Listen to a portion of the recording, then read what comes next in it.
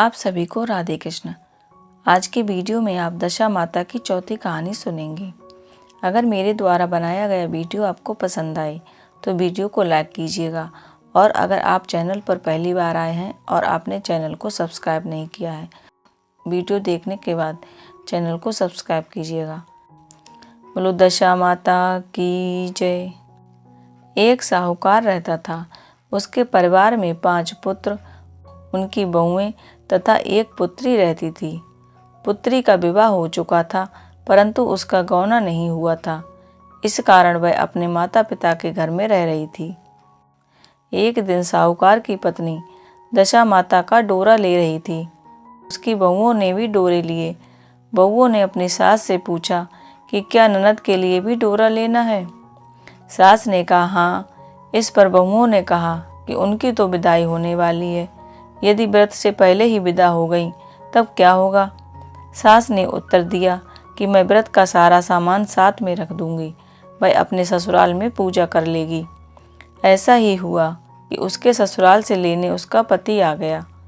माँ ने बेटी को विधि पूर्वक विदा किया और उसकी पालकी में पूजा का सारा सामान रखवा दिया।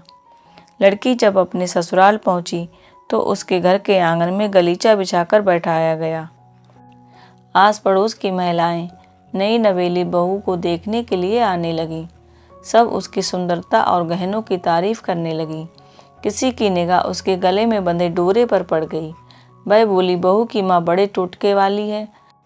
सबकी निगाहें उसकी बात सुनकर उसके गले में पड़े डोरे पर पड़ी। सभी स्त्रियां डोरे के बारे में अपनी अपनी राय प्रकट करने लगीं। शाम को सास, ननद, देवरानी, जिठानी, घर की सभी स्त्रियां भी उसी डोरे की चर्चा करने लगीं। सब डोरे की निंदा कर रही थीं। सुबह से शाम तक डोरे के बारे में सुनते सुनते बहू को बहुत दुख हुआ। उसने डोरे को गले से उतार कर जलती हुई आग में डाल दिया। डोरे के जलते ही सारे घर में आग लग गई। घर में रखा हुआ धन धान जल गया। सब आदमी अपने प्राण बचाकर घर से भागने लगे। अब घर में केवल नई बहू और उसका पति रह गया, बाकी सब भाग गए थे। घर का सारा सामान जल गया। घर में अब ना खाने को अन्न था और ना ही पहनने के लिए कपड़े थे। इसलिए दोनों पति पत्नी गांव छोड़कर रोजगार खोजने के लिए चले गए। चलते चलते वे उसी गांव में पहुंच गए जहां की वह लड़की थी।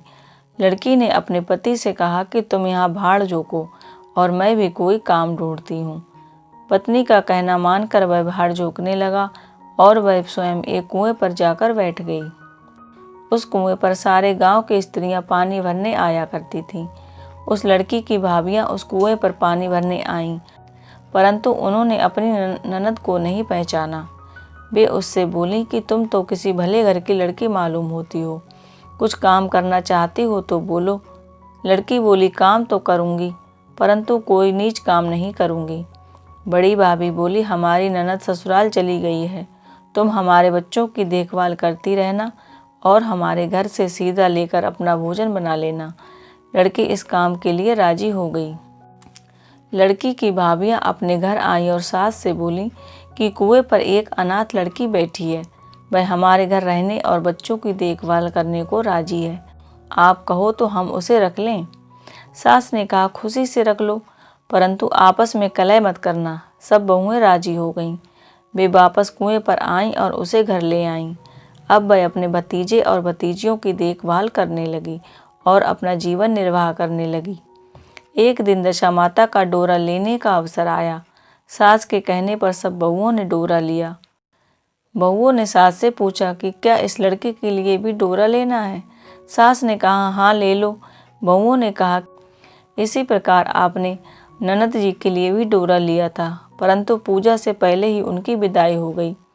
अब इस लड़की को डोरा दिलाना चाहती हो, यदि ये पूजा से पहले चली गई तो क्या होगा। सास बोली, तुम्हारी ननद ने अपने घर जाकर पूजा की होगी।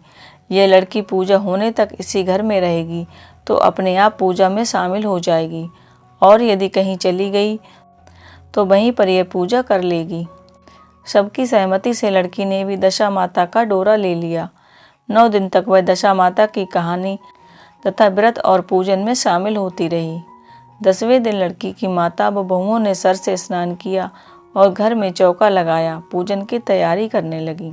लड़की बहुओं से बोली कि कोई पुराना कपड़ा मिल जाए तो मैं भी स्नान कर लूं।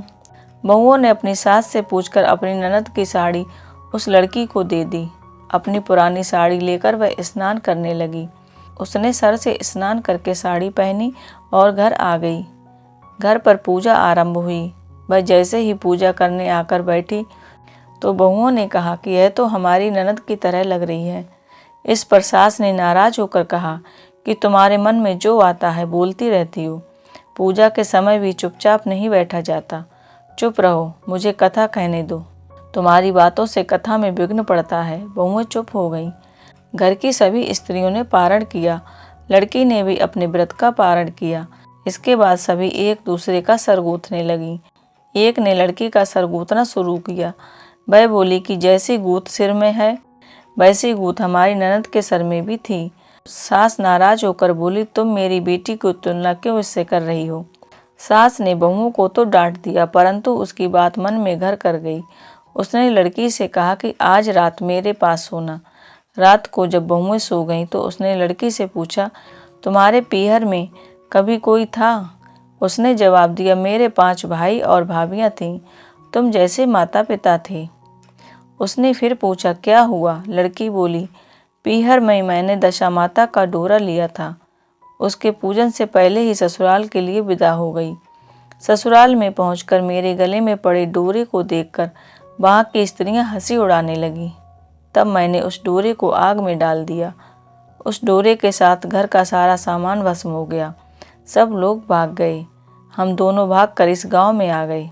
उसकी माँ ने पूछा कि तुम्हारा पति कहाँ है। लड़की ने कहा कि वह बाहर झोंकता है और वहीं रहता है। दशा माता के प्रकोप से हमारी ये हालत हो गई। वह समझ गई कि यह लड़की कोई और नहीं उसकी बेटी है। तब उसने अपने 5 बेटों को बुलाकर कहा कि यह तुम्हारी छोटी बहन है। सवेरा होते ही माता के कहने पर 5 भाई उसके पति को लेकर आए। उन्होंने उसको स्नान कराया और अच्छे वस्त्र पहनने को दिए। कपड़े पहनकर वह सुंदर साहूकार दिखाई देने लगा। वह कुछ दिन ससुराल में रहकर अपने घर चला गया। घर पहुंचकर उसने देखा कि सब लोग पहले की तरह सुखपूर्वक रह रहे हैं। इसके बाद वह अपने ससुराल आया और अपनी पत्नी को विदा कराकर ले गया। वह अपनी दशा पर विचार करती हुई जा रही थी। मार्ग में एक नदी पड़ी। उस नदी में स्नान करके अप्सराएं दशा माता का डोरा ले रही थीं। उनके पास एक डोरा बच गया था। वह अप्सराएं बोली कि यदि इस डोली में कोई उच्च वर्ग की स्त्री हो तो मैं उसे डोरा दे दूं। उन्होंने डोली के पास जाकर पता किया तो डोरा उस लड़की को दे दिया।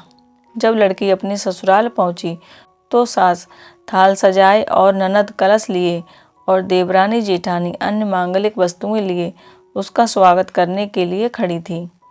नेक दस्तूर हो जाने के बाद लड़की को आसन पर बैठाया गया। आसन पर बैठने के बाद लड़की ने कहा कि आप लोगों ने पहली बार दशा माता के डोरे के लिए अपशब्द कहे थे, जिसका फल ये हुआ कि घर के सब लोग बिछड़ गए और घर में धन धान्य तावा जलकर सुहा हो गया। बड़ी मुसीबत उठाने के बाद अब अच्छे दिन आए हैं।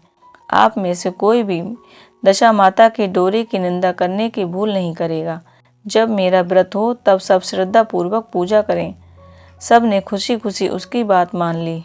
9 दिन तक व्रत चलता रहा। 10वें दिन विधि पूर्वक डोरे की पूजा की गई। 7 सुहागनों को न्योता दिया गया। उनका श्रृंगार करके आंचल भरा गया। इस प्रकार दशा माता का पूजन समाप्त हुआ। हे दशा माता, जिस प्रकार आपने उस लड़की के दिन फेरे, वैसे ही कहानी कहने वाले के, कहानी सुनने वाले के और हुंकारा देने वाले के सभी के दिन फेरना और सभी के जीवन में सुख समृद्धि शांति देना। बोलो दशा माता की जय।